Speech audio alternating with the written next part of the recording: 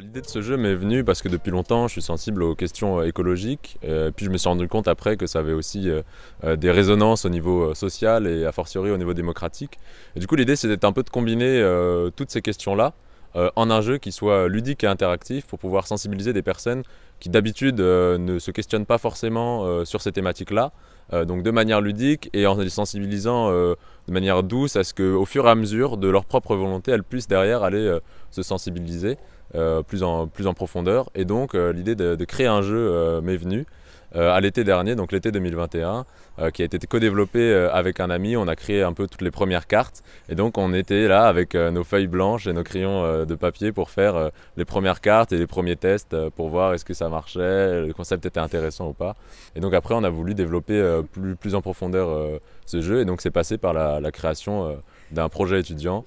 sur lequel on a travaillé pendant un semestre. Donc Renaud il est arrivé à l'UTC avec l'idée de faire continuer à avancer ce jeu, et donc il a fait appel sur le groupe des étudiants à certains qui seraient intéressés potentiellement pour l'aider. Et donc moi personnellement il y avait un côté d'analyse de cycle de vie pour quantifier l'impact environnemental du jeu qu'on allait créer qui était hyper intéressant, et donc j'avais envie de travailler sur ce sujet-là, et en même temps toute la côté de vulgarisation scientifique etc. m'intéressait beaucoup, et donc il y avait plein d'aspects différents sur lesquels travailler qui étaient intéressants. Et puis surtout c'est quand même assez particulier de réaliser une PR sur un jeu de société, c'est ludique et ça donne envie de faire avancer les réflexions des gens sur ces sujets-là.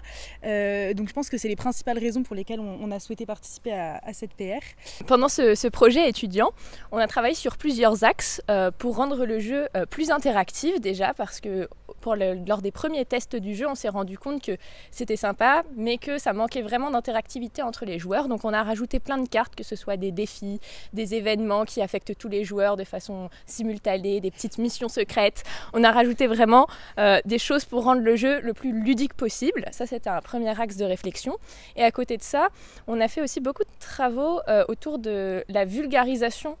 du jeu, pour le rendre à la fois plus accessible et que les joueurs puissent se renseigner si certaines cartes les interpellent et qu'ils se demandent vraiment à quoi sert cette carte, l'action décrite par cette carte, pouvoir se renseigner en une petite phrase succincte sur toutes les cartes, et puis de façon beaucoup plus globale après on a fait tout un document qui recense vraiment la vulgarisation pour chaque carte. Du coup cette PR nous a permis d'apprendre aussi beaucoup de choses tant sur le domaine écologique, démocratique que social, parce que certes on avait quelques prérequis avant, là ça nous a permis d'apprendre aussi beaucoup d'autres choses.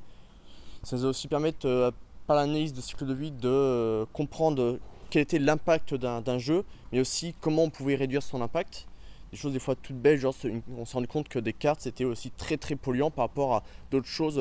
qu'on pensait plus polluant dû par sa dimension ou son type de matériau. Après au-delà de là, ça nous a aussi permis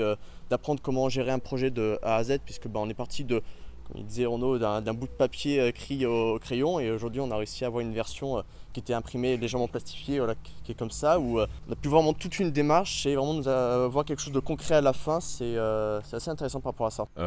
Sur la suite de ce projet, l'idée c'est de continuer à le développer parce qu'on a eu des retours très intéressants de gens qui ont vraiment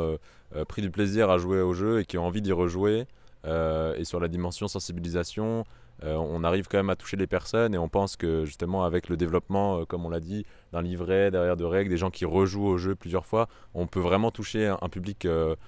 différent des publics habituellement touchés, déjà sensibilisés. Donc ça c'est hyper intéressant. Donc l'idée c'est de le continuer à développer, de le mettre à la disponibilité du maximum de personnes. Donc pour ça on a réfléchi à le mettre en ce qu'on appelle le print and play, donc c'est-à-dire que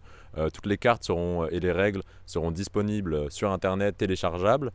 et chaque personne pourrait les imprimer en fait depuis chez elle.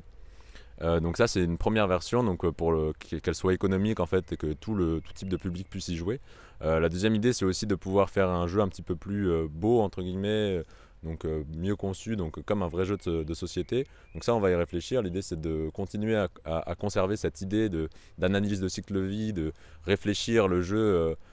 aussi en tant que tel sur comment est-ce qu'il peut être le moins impactant écologiquement, et donc potentiellement le sortir, l'éditer un jour, on espère, et puis de manière générale voilà, l'enrichir et le rendre accessible au plus grand nombre,